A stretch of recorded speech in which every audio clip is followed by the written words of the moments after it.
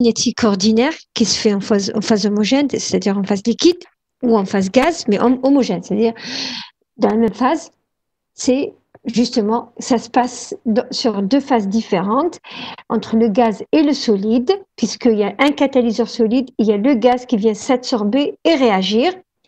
Et donc la vitesse, elle va faire intervenir des fois et le solide et le gaz. Voilà. Pas des fois, souvent, elle va faire intervenir et le solide et le gaz. Bien. Généralité, donc toute réaction catalytique hétérogène implique au moins la chimisorption d'un des réactifs sur le catalyseur. Donc, avant de réagir, le réactif, d'abord, il se chimisorbe sur le catalyseur. C'est pour ça qu'on a étudié en détail la chimisorption dans le chapitre 4. La définition de la vitesse, elle ne change pas par rapport à la définition qu'on a donnée en cinétique ordinaire. R, c'est des R. Alors, vitesse, ici, on va le noter R, c'est par rapport à l'anglais rate, d'accord? Donc, la vitesse R, c'est dxi sur dt. Et j'ai mis M ici. Pourquoi M? Parce qu'en fait, une réaction se fait sur un catalyseur. Et qui dit j'utilise un catalyseur, ça veut dire que j'utilise une certaine quantité de ce catalyseur. Donc, ce M-là, c'est la masse du catalyseur, justement. Et si on veut avoir une vitesse spécifique, c'est-à-dire qui ne dépendra pas de la masse du catalyseur utilisé, on divise justement ce Rm par M et on aura alors la vitesse spécifique massique. Donc on a une autre vitesse, c'est la vitesse spécifique superficielle, où on divise ce R-là par la surface spécifique ou l'air spécifique, c'est l'air spécifique du catalyseur, donc la surface qu'on avait calculée aussi dans le chapitre 4, et on aura alors RA égale R sur A, qui est l'air, qui est aussi la surface spécifique. Donc ça, c'est juste les définitions des grandeurs.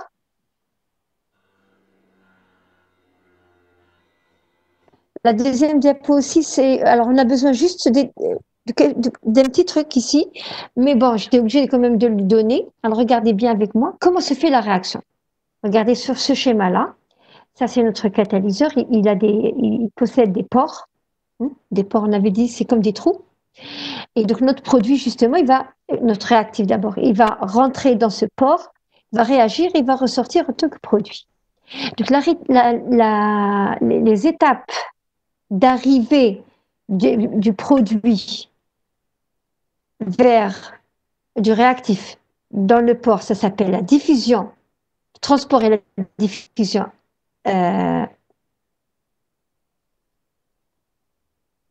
Excusez-moi. Ça s'appelle le transport et la diffusion. Regardez, votre réactif, il arrive. Il faut d'abord qu'il parcourt une distance de la phase solide, gaz. Ensuite, il va parcourir une distance de la phase solide. Ah oui, je n'ai pas enregistré, pardon. Je ne vais pas enregistrer, je reprends maintenant. Pas à 0, mais... Voilà. Donc, après avoir défini les formules de vitesse spécifiques massiques et spécifiques superficielles, nous allons ici voir les étapes d'une réaction catalytique hétérogène. Alors, vous voyez ici que notre réactif, il arrive d'abord de la phase gazeuse vers le solide. Ensuite, il va rentrer dans le solide, il va réagir, s'absorber, ensuite réagir. Et le produit va faire le chemin inverse. Justement, donc les étapes 1, 2, 6 et 7, ce sont des étapes physiques. Il n'y a pas de la chimie dedans. C'est juste un transport ou une diffusion, soit du réactif, soit du produit. Le réactif, il est transporté dans la phase gazeuse, de la phase gazeuse vers la phase solide. Le produit, c'est l'inverse. Il est transporté de la phase solide vers la phase gazeuse. Ensuite, il y a une diffusion interne pour le réactif, puisqu'il rentre dans le pore du catalyseur, alors que le produit, il a une diffusion externe, puisqu'il sort... non, le produit aussi, il fait une diffusion interne, puisqu'il faut qu'il sorte jusqu'à la surface, donc il y a toujours un interne ici. Et après, c'est un transport externe vers la phase gazeuse. Ces étapes-là, 1, 2. 6 et 7, ce sont des étapes physiques. Il n'y a pas de la chimie dedans. Et on n'a pas intérêt à ce qu'elles soient très lentes. Il faut qu'elles soient le plus rapide, les plus rapides possibles. Pourquoi? Parce que si elles sont lentes, ça veut dire que la vitesse globale de la réaction ne va pas dépendre de la vitesse sur le site catalytique, de la vitesse chimique, mais plutôt de la vitesse des phénomènes physiques. Donc, ce qu'on fait, il faut se positionner dans des conditions expérimentales convenables qui vont faire que les étapes 1, 2, 6 et 7 soient les plus rapides possibles. Donc nous, on ne va pas s'occuper de ça, puisque ça, c'est de la cinétique physique. On peut le faire, mais dans un autre module. Ici, ce qu'on va faire, c'est juste la vitesse de la réaction chimique. Donc, dès le début, on suppose qu'il n'y a pas de limitation, ni de diffusion, ni de transport. D'accord? Voilà. Donc, la vitesse de la réaction, c'est les vitesses des étapes 3, 4 et 5. Et parmi ces étapes-là, justement, celle qui nous importe le plus, c'est celle de la réaction en surface. On va le voir maintenant. Bien. Là, on arrive aux choses sérieuses. Alors, s'il vous plaît, je vous demande de me répondre quand je vais répondre, de me suivre bien et d'essayer de répondre quand je pose des questions. Je suis sur la page... attendez.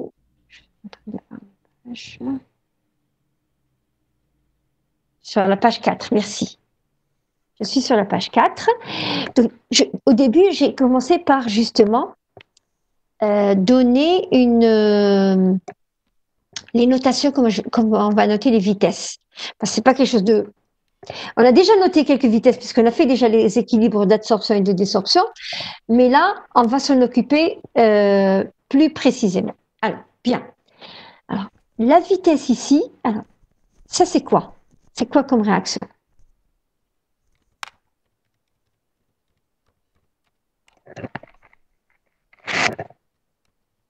C'est un équilibre, très bien, très très bien. Donc la vitesse, c'est la vitesse de la réaction directe moins la vitesse de la réaction indirecte. La vitesse de la réaction directe, c'est K, absorption, fois la pression de A, fois la concentration des sites catalytiques libres, moins K désorption, fois la concentration des sites catalytiques occupés par A, ou recouverts par A. Ça va donner ça, regardez. R, K absorption, fois PA, fois la concentration de sigma, moins K désorption, fois A sigma, donc ce sont les sites catalytiques qui sont liés aux atomes A, ou alors aux molécules A, pardon. Voilà. Qu'est-ce qu'on va faire maintenant? On va faire intervenir θ, le taux de recouvrement. Parce que c'est ça qu'on peut mesurer. On ne peut pas mesurer sigma et A sigma, c'est impossible. Et θ, on a fait tout un chapitre pour justement avoir toutes les formules de θ. Alors θ, c'est quoi? C'est le taux de recouvrement. Donc, c'est le rapport entre le nombre de sites occupés par A sur le nombre de sites total. Exact. Et c'est aussi M absorbé sur M. C'est pour ça qu'on peut le calculer, parce qu'il a une relation directe avec des grandeurs qu'on peut mesurer. La masse absorbée sur la masse totale. Très, très bien. Donc, or, ou alors le volume, bien sûr. Et sigma T, c'est quoi? C'est la somme des sites occupés plus les sites libres. D'accord avec ça? Sigma T, c'est les sites occupés plus les sites libres. Voilà.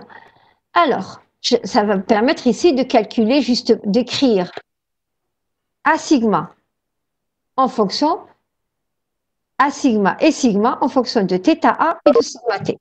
Regardez bien avec moi. Sigma, les sites libres, c'est quoi? C'est sigma T moins A sigma. Là, j'ai rien fait, j'ai juste tiré sigma. Et sigma, c'est quoi? C'est sigma T moins θA fois sigma T. Puisque A sigma, c'est θA fois sigma T. Et ça va donner sigma T fois 1 moins θ. Très bien. Je vais revenir maintenant vers la vitesse. Je remplace donc sigma et A sigma par leur valeur. Sigma et A sigma. A sigma, c'est θ A fois sigma T. Voilà, c'est ici. θ A fois sigma T. Et sigma, c'est sigma T fois 1 moins θ A. Je vais pouvoir noter K absorption fois sigma T égale à une constante K1. On va noter K absorption fois sigma T égale à K1. Et K désorption fois sigma T égale à K2. Pourquoi? Parce que sigma T, c'est une constante. Pour une masse de catalyseur, la concentration des sites pour un catalyseur, site total, c'est une constante. Bien. Et donc, la vitesse, c'est R égale K1 PA 1 moins θA moins K2 fois θA. Très bien. Maintenant, voilà. R est fonction de θ et c'est très bien ça. Exactement. Maintenant, toutes les vitesses qu'on va calculer, on va les noter en fonction de θ.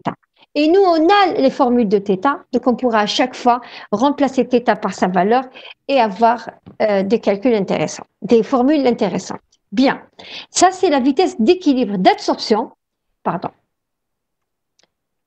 Ah oui, oui, c'est bon, c'est bon. Je vais rajouter ici le tiret. Voilà. Vitesse d'équilibre d'absorption-désorption.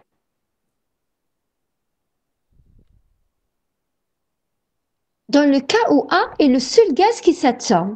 Maintenant, si j'ai plusieurs gaz qui s'absorbent, qu'est-ce qui va changer, à votre avis? Alors, j'ai mis A et B. J'ai mis 2. Ça peut être 2, ça peut être 4, 3, 4.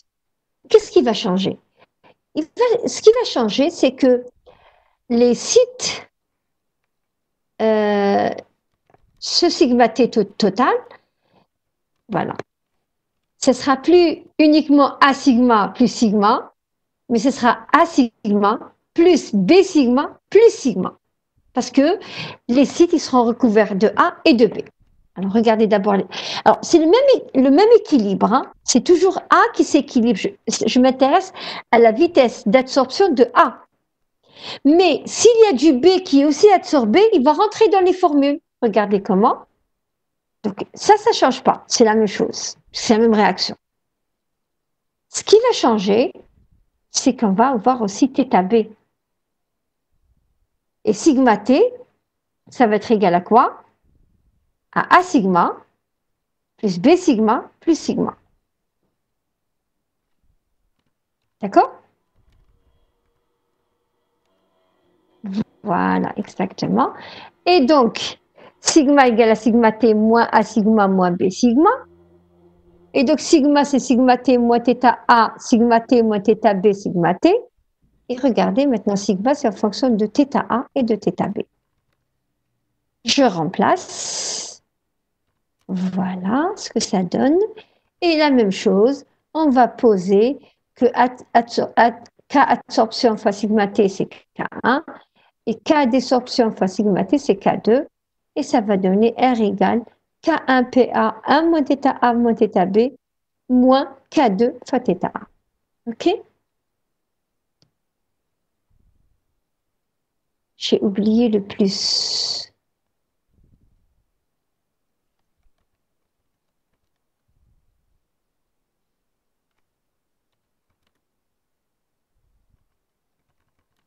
Où est-ce que j'ai oublié?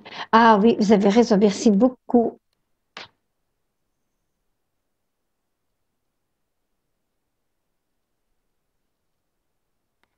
Merci.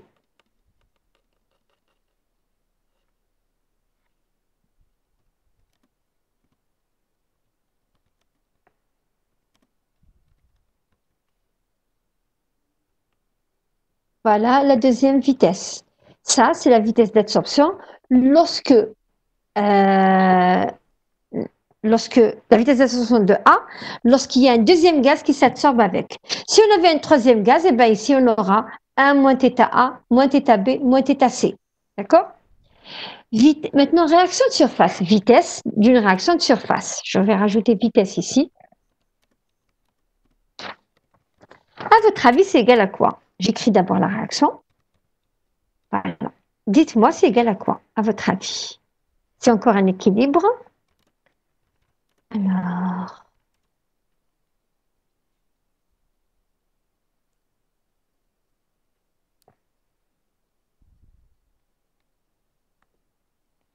Oui?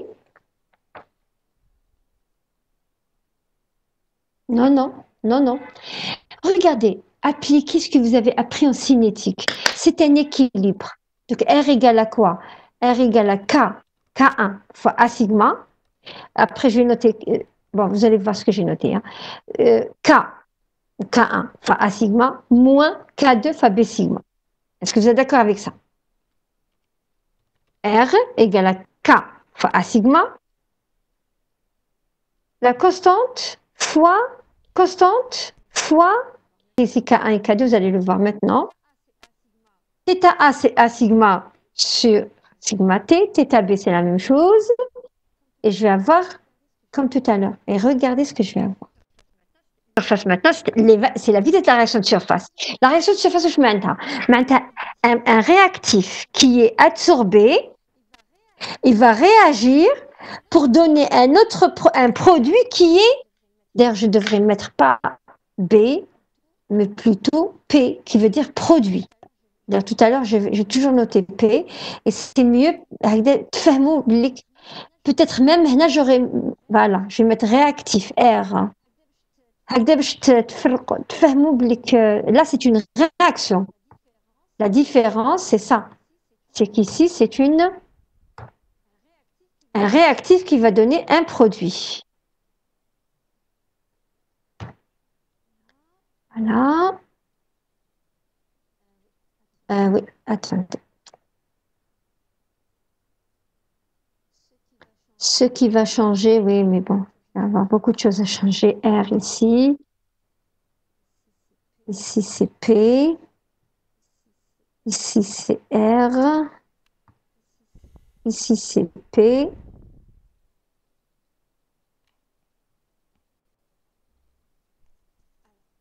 Alors, là, je parle de réaction. Qui veut dire réaction, ça veut dire qu'il y a un réactif qui va se transformer en produit. Sauf qu'ici, au lieu que ce soit un réactif R qui va donner P directement, c'est un R qui est déjà absorbé. Donc, c'est une réaction de surface, une réaction chimique de surface, qui s'appelle la surface du catalyseur. R absorbé qui va se transformer chimiquement en P absorbé. D'accord? Alors, si j'ai bien compris ce que j'ai fait avant, la vitesse ici, ce serait K1 fois P sigma moins K2, non, K1 fois R sigma moins K2 fois P sigma. C'est ce que j'ai noté ici. OK?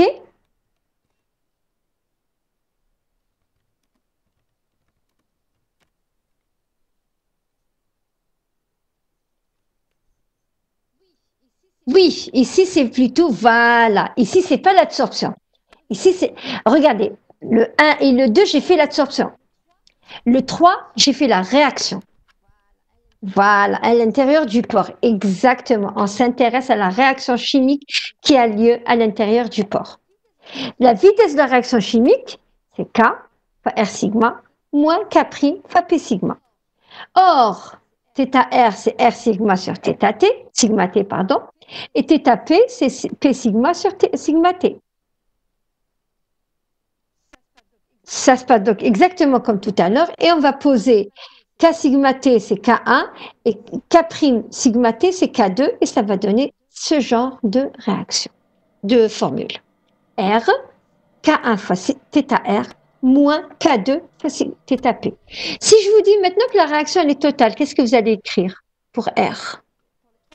Pour le troisième cas, si la réaction elle est totale, qu'est-ce qu'on va avoir? La formule, qu'est-ce qu'on va avoir? Très bien. Ah non, la réaction elle est totale. Réfléchissez. Elle est totale la réaction. R égale à quoi? R égale à la vitesse 1. Et la vitesse 1, elle est en fonction de quoi? Non, pas 0. Elle est totale, la réaction. 0, si la réaction elle est équilibrée. Et à l'équilibre, la vitesse est égale à 0, oui. Mais là, non, réfléchissez. Si la réaction était totale, d'ailleurs, je vais la rajouter après.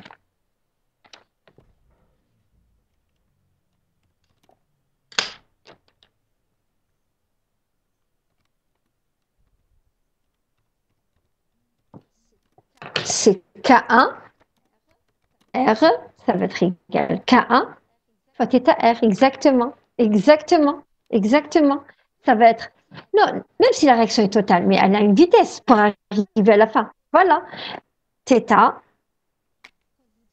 Quand vous dites R égale à P, ça veut dire que vous êtes à l'équilibre. Non, si la réaction était totale, alors je vais le faire tout de suite avec vous. Non.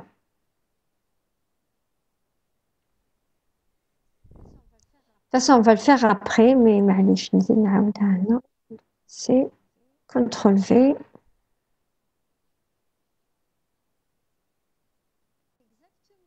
Exactement.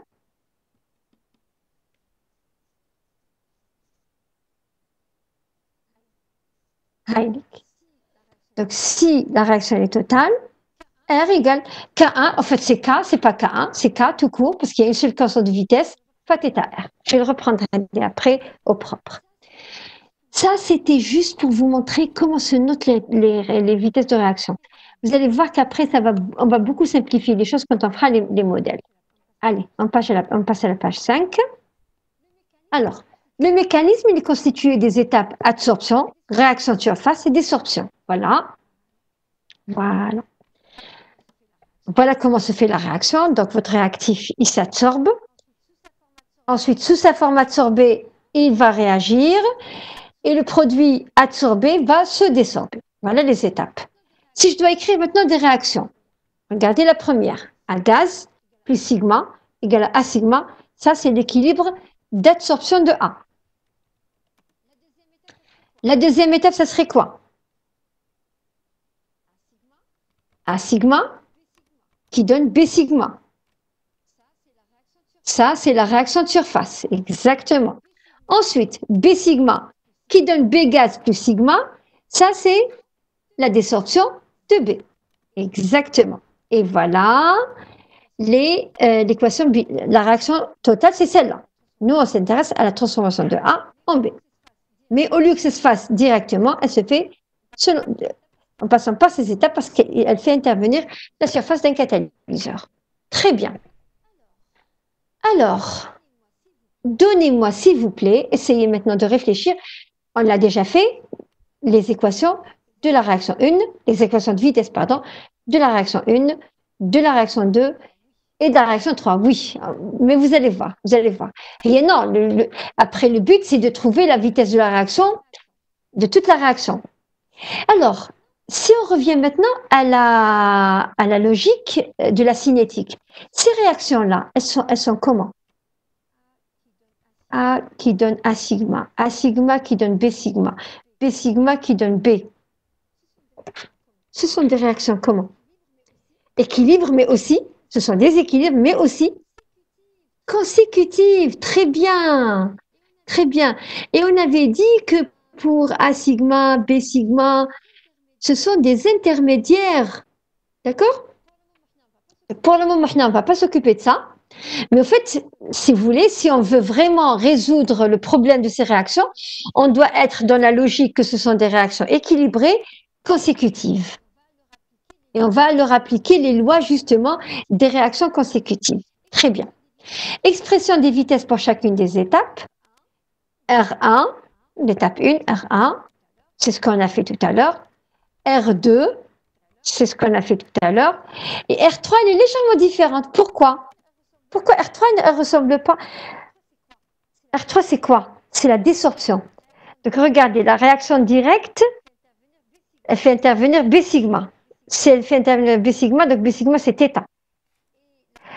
Et la réaction indirecte, l'inverse, elle fait intervenir B gaz, donc la pression, et les cycles libres. Donc 1 moins θA moins θB. Pourquoi j'ai mis θA et θB? Parce qu'il y a deux gaz qui s'absorbent, et le produit et le réactif. Système d'équation très compliqué. Maintenant, on va passer à la simplification. Donc vous n'avez pas besoin de tout ça. Ça, c'est quand on veut faire les calculs dans le détail. Personne ne les fait. Ce qu'on va faire, on va utiliser maintenant des modèles de cinétique où on va faire beaucoup d'approximations qui vont nous permettre d'avoir des équations très simples. Allons-y. Modèle cinétique des réactions catalytiques. Le premier modèle, c'est le modèle de Langmuir-Richelwood. Alors, il se base sur quoi? Il dit que l'absorption des espèces présentes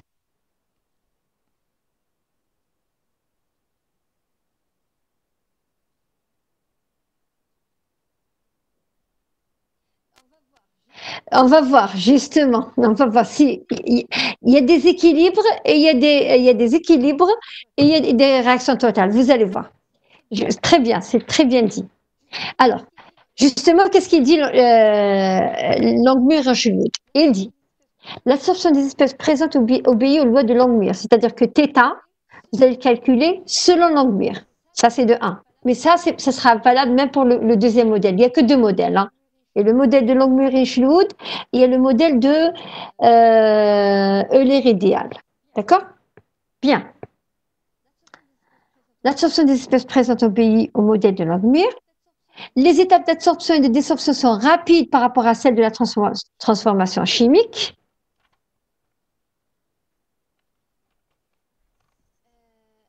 Et donc, la transformation chimique, c'est elle, le DV. Où je nous dit le DV, l'étape déterminante de la vitesse. Donc, c'est celle qui a la vitesse la plus faible, c'est l'étape la plus lente. Et donc, la vitesse de la réaction, elle va être égale à quoi? Elle va être égale juste à la réaction, à la vitesse de la réaction. La vitesse totale, ça va être la vitesse de la réaction chimique.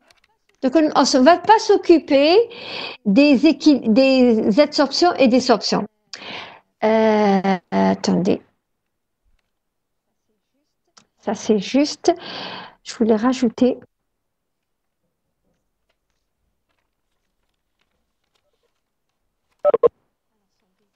Alors, son déséquilibre rapidement atteint. Je voudrais mettre ça parce que, en fait, pour vous dire que pour l'absorption, on va toujours supposer qu'on est déjà à l'équilibre. Ça veut dire qu'on peut utiliser θA égale, parce que si vous la rappelez, θ, on l'a calculé à l'équilibre d'absorption. Ce sont des équilibres rapide. Voilà, ça y est, tout simplement. Voilà. Très bien. Maintenant, si je veux écrire, alors, je vais d'abord m'occuper des réactions monomoléculaires. Monomoléculaire, ça veut dire que c'est un seul réactif. C'est quoi le mécanisme selon Langmuir-Richelwood? Si on vous demande d'écrire le mécanisme, c'est ce que vous allez écrire. D'abord, le réactif, il est absorbé. Ensuite, notre réactif, il réagit, regardez, par une réaction totale. Justement, dans le modèle de Langmuir, on va utiliser aussi que des réactions totales. Ensuite, notre produit, là j'ai oublié, j'ai mis B, c'est P. Notre produit, il désorbe. Alors, on a l'absorption du réactif, la réaction chimique, la désorption du produit et la réaction, l'équation globale, c'est A qui donne P. D'accord? Est-ce que vous êtes d'accord avec ça, tout le monde? Ça, c'est le mécanisme. Ça, c'est une représentation, si vous voulez, pour mieux comprendre.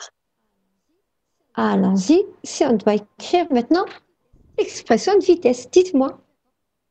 J'attends. Il a dit que la vitesse de la réaction, c'est la vitesse de la réaction de surface. Donc R égale à R2. Égale à quoi? R, c'est R de l'étape 2.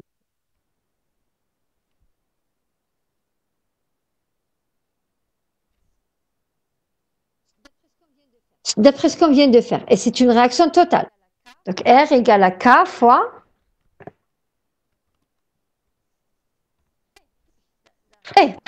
la réaction 2 uniquement. Donc R égale à, elle est là la loi, je ne veux pas la montrer. Bon. R égale à K fois, c'est une réaction totale, regardez bien. Réaction totale.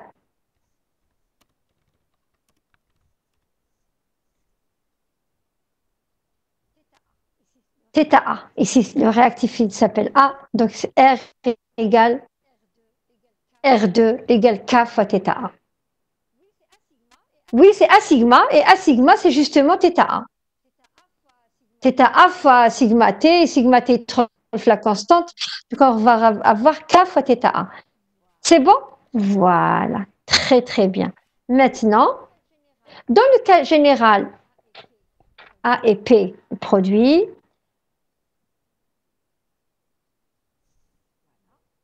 Voilà. Dans le cas général, quand on nous dit rien, quand on sait rien, le composé A réactif et le produit, ils s'absorbent. On utilise alors l'expression de θ A obtenue dans le cas d'une absorption compétitive. R égale à K fois B. Donc θ A, c'est... Ah, je n'ai pas mis θ A ici, معليش. Je vais la rajouter. Page 6, rajouter la formule de θ A.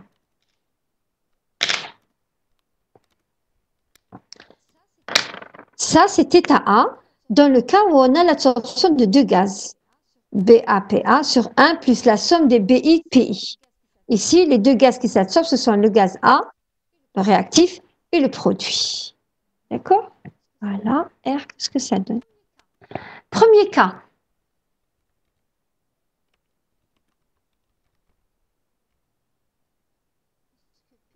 Lorsque P soit libre. Je n'ai pas compris la question, Farouk. Le premier cas, en cinétique initiale, faible taux de conversion ou pas d'absorption. Faible, alors, pas d'absorption ou faible absorption du produit P. Des fois, on vous dit, on va supposer que le produit P ne s'absorbe pas. Déjà, c'est P. Parce qu'au début, j'ai noté B, j'ai voulu, parce qu'après le B va devenir un réactif, l'autre mécanisme, j'ai voulu garder P pour les produits. Je me traltoche. Voilà. Regardez bien ce que j'ai mis. Si on n'a pas d'absorption de P, c'est-à-dire que P, il se forme aslan min l'oul sous forme de gaz. Ou alors si on est dans le cas d'une cinétique initiale, c'est-à-dire qu'il y a très peu de P. Donc la valeur BP, enfin PP, est très très petite devant 1. Qu'est-ce qu'on va obtenir? Regardez l'équation de vitesse. Si ça est très petit devant 1, qu'est-ce qu'on va avoir? On va voir que cette somme-là, elle va devenir 1 plus BAPA, puisque ça, c'est très petit. Donc, on va le négliger. Vous me suivez? Si on a très peu de produits P formés, ou alors que le produit P ne s'absorbe pas, ça va être très petit. Là aussi, c'est P et non pas B, pardon.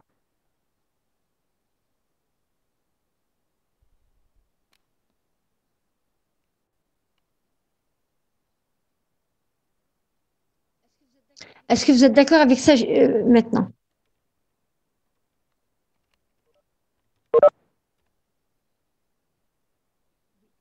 Oui, très bien.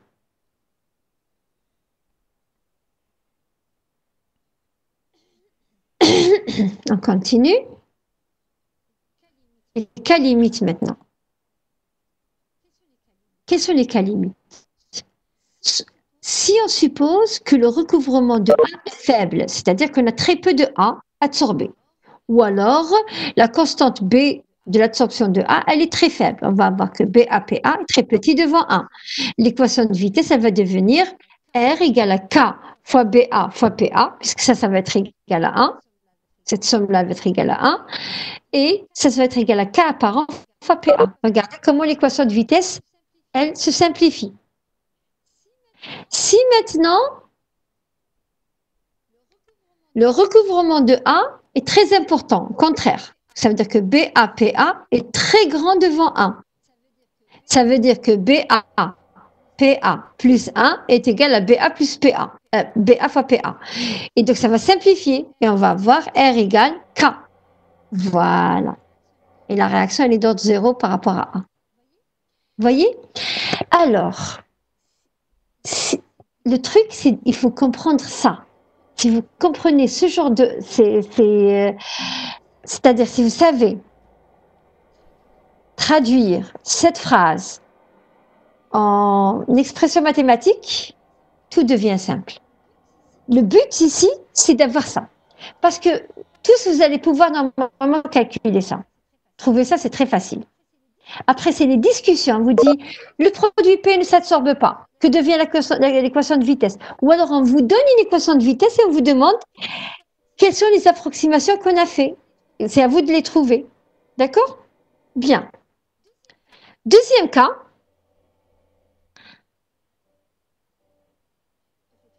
Donc, le premier cas, on a dit, le produit P, il est très peu absorbé ou très peu formé. Maintenant, on a un fort taux de conversion, c'est-à-dire que la quantité de P formée, elle est très importante. Ça veut dire que BP fois PP, très grand devant 1 plus BAPA. Ça va donner ça. BA R, c'est égal à K fois BAPA sur BBPP. Qu'est-ce que vous remarquez ici? Le produit joue le rôle de quoi? Il dit, quand la pression de P augmente, la vitesse, elle diminue. Ça veut dire qu'il ralentit la réaction. Quand on a beaucoup de produits, la vitesse de la réaction, elle, diminue. Il joue le rôle d'inhibiteur de la réaction. Bien. La linéarisation de l'équation de vitesse, bien sûr, si on veut utiliser, si on veut tracer des vitesses pour trouver la constante, il faudra avoir une formule linéaire, comme on a fait pour la chimie sorption. Donc, R égale à K fois BAPA. Ça, j'ai pris le cas où on a très peu de produits adsorbés, là, je l'ai dit. Dans le cas où le produit P ne s'absorbe pas, ou alors on est à cinétique initiale, regardez, la transformée, elle va donner ça. Soit ça, soit ça. Et si on trace en fonction de 1 sur PA, ou alors en fonction de PA, et justement, les constantes de la droite vont me permettre de calculer et BA et la constante de la vitesse, et la constante d'équilibre de l'absorption de A, et la constante de vitesse de la réaction chimique. D'accord? On continue. On y est presque. Hein? On est à la moitié là. On a fait maintenant la réaction monomoléculaire dans le modèle de Langmuir et Schulwood. Alors Langmuir et Schulwood, qu'est-ce qu'il a dit? Il a dit que la réaction, elle a lieu entre les espèces chimie sorbées. D'accord? Donc A sigma plus B sigma qui donne les produits P gazeux. Alors ici, j'ai commencé directement par le produit qui est gazeux. J'aurais pu faire aussi produit adsorbé, mais j'ai pas voulu compliquer les choses. Mais c'est-à-dire que rien ne nous empêche dans un exercice de supposer que le produit P, il s'absorbe. Et on vous demande une équation de vitesse dans le cas où P, il est absorbé. Il faut pas voir qu'est-ce que ça implique. Ça implique que P, il occupe certains sites. Et quand je vais mettre 1 moins θ A moins θ B, il faut que je rajoute aussi θ P. Voilà. La vitesse R est proportionnelle à chacune des fractions de surface recouvertes par les gaz A et B. R, donc ça va être égal à K fois θ A fois θ B. Est-ce que vous êtes d'accord avec ça?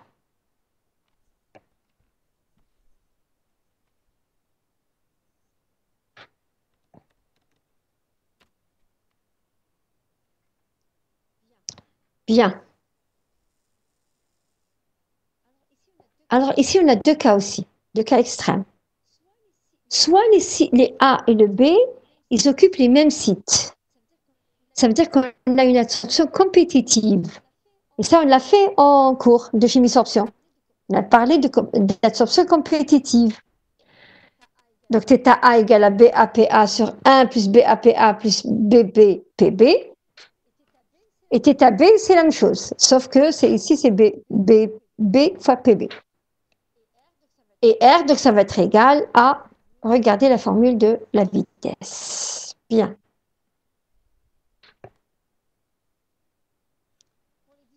Pour les discussions, on va se limiter à ce cas-là, justement. Le deuxième cas, si les deux réactifs s'absorbent sur des sites différents, ça veut dire qu'ils ne se gênent pas. Donc, pour le taux de recouvrement, le A, il a ses sites, et le B, il a ses sites.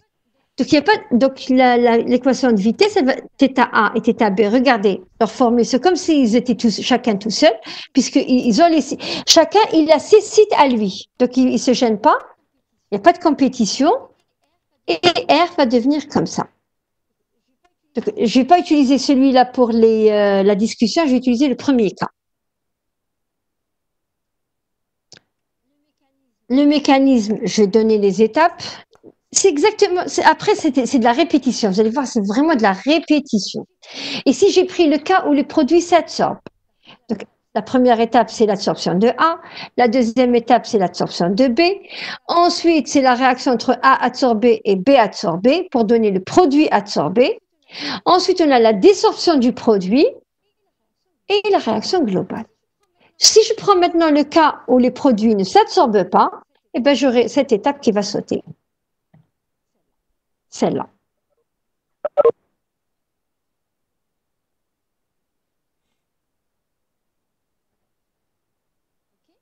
OK?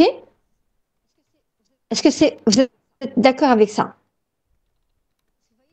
Est-ce que vous voyez la différence entre les deux réactions, les deux sets? Pourquoi? Oui. Pourquoi elle a sauté? Parce que ici, j'ai supposé, regardez en vert ici ce que j'ai écrit, les produits ne s'absorbent pas. Si ça ne s'absorbe pas, ça veut dire que quand la réaction a lieu, elle donne directement un produit dans la phase gaz. Donc, il n'y a pas d'absorption de P. Non, non. On pourrait imaginer, regardez, est-ce que j'ai le schéma ici sur cette page? Voilà. On pourrait imaginer qu'au lieu que le produit, il va réagir, il va se former collé, directement, dès qu'il se forme, il se détache. Dans l'étape de la réaction, il est déjà détaché. Ou alors, on pourrait aussi supposer qu'il y a tellement peu qu'on peut ne pas en tenir compte. D'accord? Donc, quand on vous dit les produits ne s'absorbent pas, ça veut dire directement, lorsque vos A et B ils réagissent, ils partent directement. Dès qu'il y a la réaction, le produit, quand il se forme de se forme détaché, pas collé à la surface. D'accord?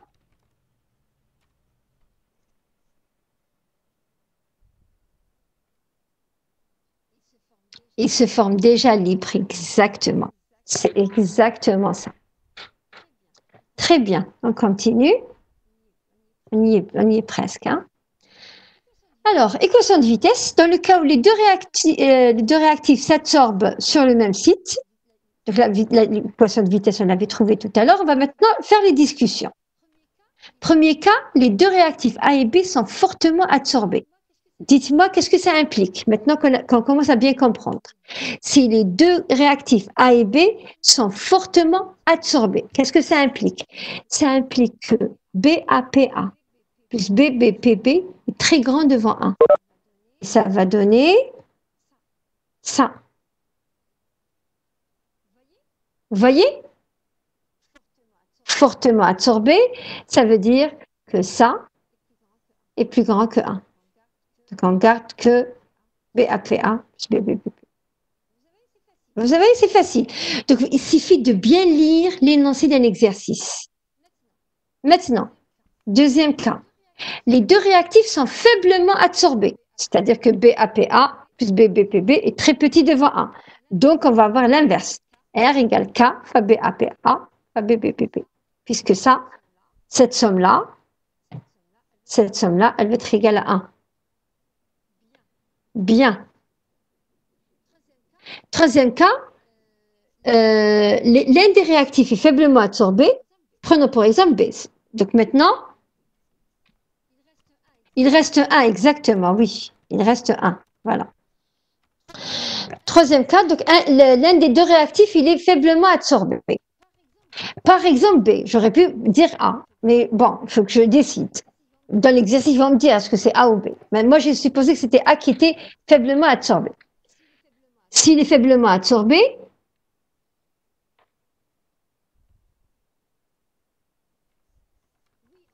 oui, on est dans le cas, oui, où A et B sont sur le même site, bien sûr. Regardez, j'ai pris le cas où A et B s'absorbent sur le même type de site. C'est pour ça qu'on a ce carré-là.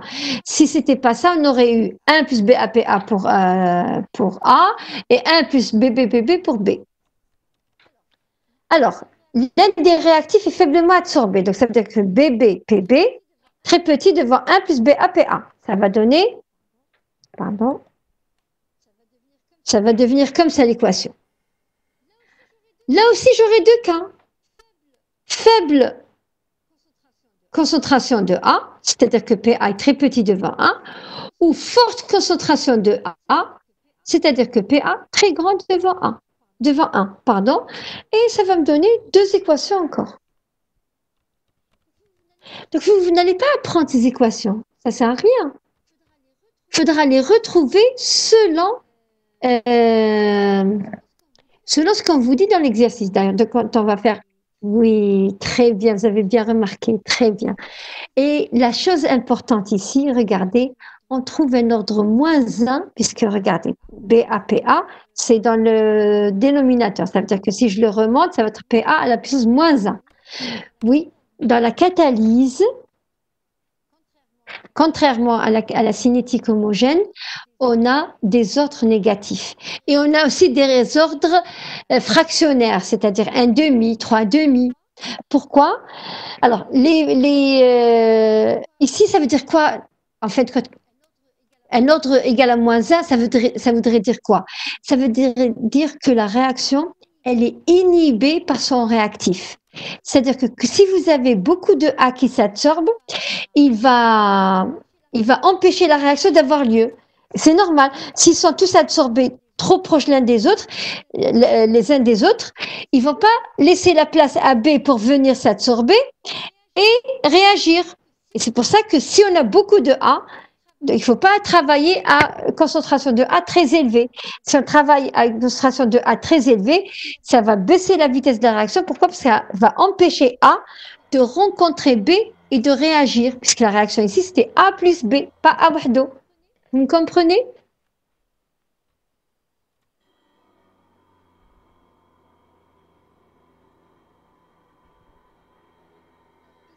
Alors ici, l'ordre, vous êtes ici, vous parlez de cette... Ici, l'ordre, c'est 1 par rapport à A, 1 et 1 par rapport à B. Par contre, ici, il n'y a pas d'ordre.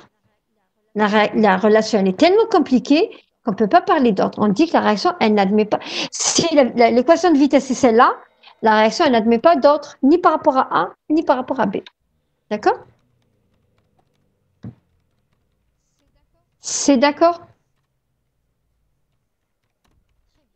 Très bien. Allons-y. Oui, alors ici, je voulais vous montrer que l'équation de vitesse, regardez. J'ai pris le cas général. Hein. Regardez. Si PA ou PB tend vers 0, R tend vers 0, mathématiquement parlant. Si PA ou PB tend vers l'infini, R tend vers 0. Une fonction qui est égale à 0 et 0 à l'infini, ça veut dire que elle va augmenter, ensuite diminuer. Parce qu'elle passe de 0 et elle revient à 0. Donc, ça veut dire qu'elle a augmenté, ensuite elle a diminué. Donc, l'équation de vitesse du modèle de Langmuir-Hinchelwood passe par un maximum. Et ça, c'est une indication. Si on vous donne une équation de vitesse qui passe par un maximum, même s'ils ne dessinent pas tous, ils forment juste ça, s'arrête là, vous pensez à ça veut dire que le mécanisme utilisé, la réaction, elle obéit au mécanisme de Langmuir-Hinchelwood. On continue. La linéarisation d'une réaction bimoléculaire dans le modèle de Langmuir-Hinchelwood, c'est pareil, ça a l'air un peu compliqué, mais en fait, on va avoir PA sur R, racine de PA sur R, qui va être une droite. Ceci dit, ne vous amusez pas à apprendre ça, c'est impossible. Enfin, à mon sens, hein, c'est impossible.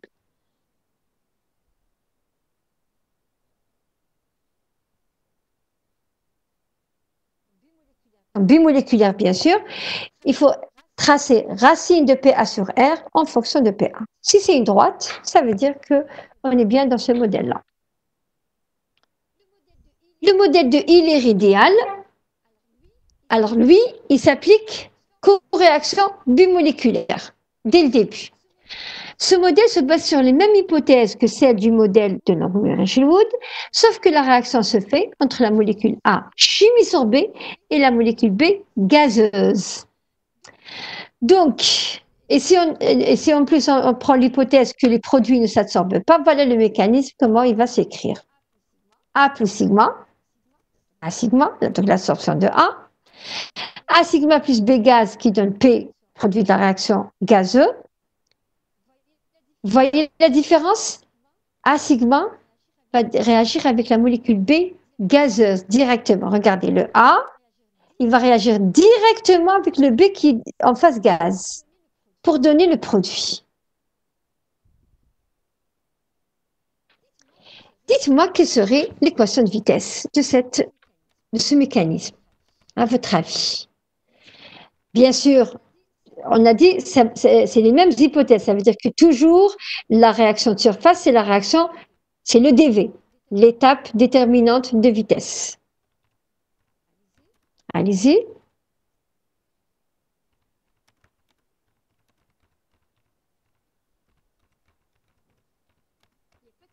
Il n'y a pas de sigma B, mais qu'est-ce qu'il y a à la place de sigma B? Très bien. Très, très bien. Très bien. PB. Exact. Voilà. R égale K fois θ A fois PB. Exactement. θ A égale à B. θ A, c'est BAPA sur 1 plus BAPA, parce que c'est le seul qui s'absorbe. Et R égale donc K fois BAPA fois PB sur 1 plus BAPA. Bien. On va encore une fois discuter. À faible pression de A. Ou alors, si A est faiblement absorbé, on va avoir R égale à K fois BAPA fois PB. Puisque BA c'est une constante, donc on va avoir K', PA, PB. On a un ordre 1 par rapport aux deux réactifs. À forte pression de A, on aura BAPA très grand devant 1 et R égale à K fois PB. Et l'autre, donc, pardon, l'autre par rapport au réactif A, c'est 0, et l'autre par rapport à B, c'est 1.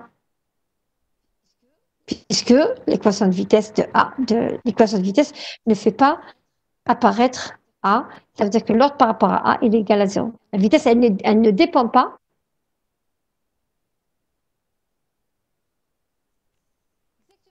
Exactement, on n'a pas de démonstration, on a juste des discussions. Exactement, exactement. On n'a pas de démonstration. D'ailleurs, on n'a rien démontré ici.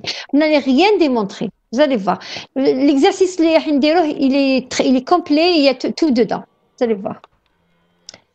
Et après, je vous envoie un autre exercice, le rattrapage de l'année اللي فات, pour vous exercer justement. Donc, نديروا ensemble. Il lui ressemble un peu, pas trop, mais un peu. Et vous allez voir. Alors, linéarisation de l'équation de vitesse. J'ai pris le cas général, bien sûr. Et donc, on va tracer soit PA sur R ou alors 1 sur R en fonction de PA. Bien sûr, ici, il faudra, puisque les deux pressions qui rentrent en jeu, il faudra garder PB constante. À PA constant ou PB constant. La même chose d'ailleurs pour Langmuir-Hushwood, pour les bimoléculaires. Très bien, on arrive à la fin. Distinction entre le modèle de Langmuir-Hushwood et celui de Euler-Ideal. Regardez, quand je vois regardez. R pour Euler-Ideal, elle ne fait qu'augmenter. Pour Langmuir-Hushwood, ça passe par un maximum, comme on l'a dit tout à l'heure. Non, vous apprenez rien du tout. Il faut comprendre peut-être les formules de θ. θi, la chimie sorption, θi égale à BI-PI sur 1 plus lambda BI-PI, la somme des BI-PI. Ça, il faut le connaître. Mais sinon, le reste, si vous apprenez, vous allez vous perdre, à mon avis. Hein. Vous allez voir. Les équations de vitesse données ci-dessous ne sont pas exhaustives. Je m'attends exhaustive, comprehensive in anglais. C'est pas toutes les équations qu'on a données. Donc, parce qu'il y a d'autres considérations qu'on peut prendre en compte. Par exemple, j'ai pas fait le cas par exemple, où un des réactifs s'adsorbe de manière dissociative, ce qu'on a fait dans la chimie sorption. Dans ce cas-là, le θ, ça va être en fonction de racine de BAPA. Et dans ce cas-là, ça va changer. D'accord? Très bien. On vient de finir.